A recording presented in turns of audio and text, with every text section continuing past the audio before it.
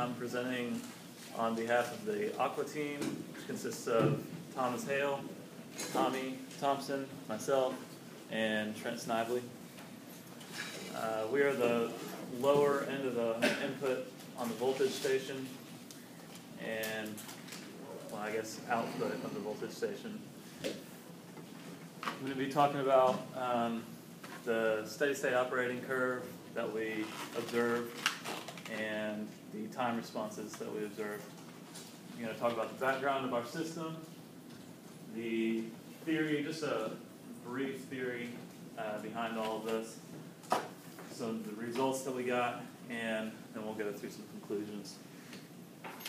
This is our system. Excuse the blurry picture.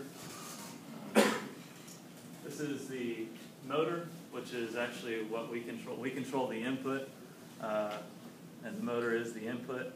It's based on percentage.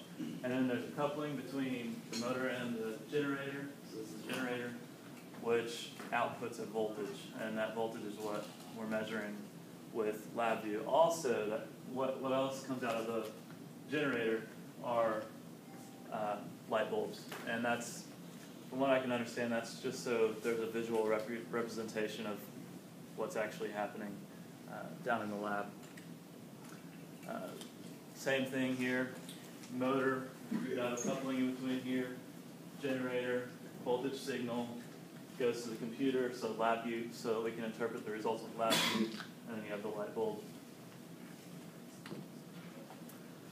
The block diagram for our system is input from the motor as a percentage, and then the coupler generator system starts the actual system, which is denoted by the red. The system is the box, and then the red part are things that we can't control. The blue is what we can control. So all we want to do is read what's coming out. That's what we want to find out. This is an example of a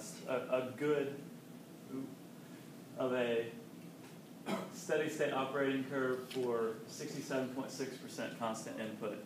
And I wanted to put this one up first because this was a good representation of what we would ideally want. The next plot is what we are getting most of the time. And this little wave is, we worked with it, but it was uncommon like the other projects, like especially the speed station.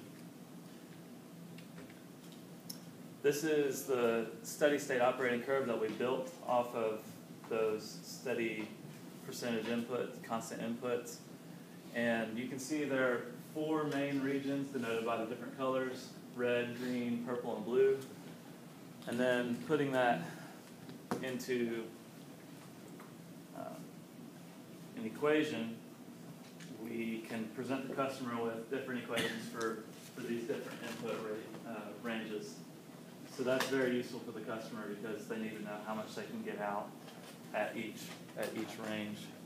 This is just a table that would be presented to the customer for those expected ranges.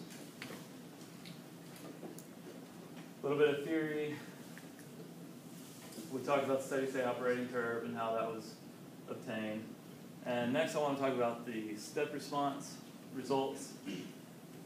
We wanted to get 3 main things out of it: a time constant, a dead time, and a gain. And the gain would be in volts per percentage input. The way this was done is this is just one run. This is a step up for 10%, 70 to 80% step, so 10% step from 70. And we drew a line at the steepest part of the slope. We used a fit 2, so we had to draw a 63.2% line representing 63.2% of the delta C, And that way we could see how long the tau was from where we started to where that 63.2% line intersects the increasing output. And then the dead time is just where this steepest slope line intersects the bottom of the delta C and where we actually told, where the computer actually told the step to start, which was at 45 seconds for this run. I wanted to show this bar because, as you can see, they don't look near the same as the tall bar here.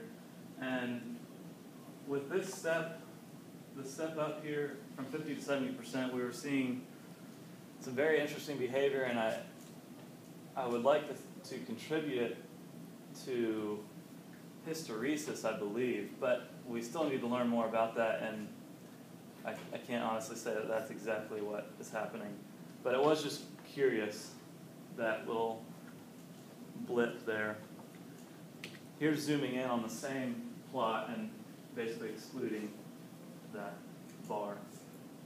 There's no real pattern to see. Our uncertainties can be seen on the chart there. And I'm sorry, this was for the time constant, these two. And then for the dead times, we had a comparably large dead time compared to the other dead times we noticed for the step downs and step ups. And then the gain in voltage per percentage input, you can see it there.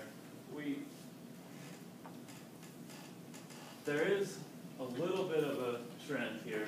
You can see the step ups tend to be higher than the step downs for at least the 50 to 70%, 70 to 80%, and 80 to 85% inputs. So we divided the SSOC, our SSOC, into 4 parts, and that was mainly for the customer, and so that we can go back and look at it later if we want to run those tests again. The time response parameters were determined, and as you can see by the bar charts, the parameters varied greatly over the entire operating range. Does anybody have any questions?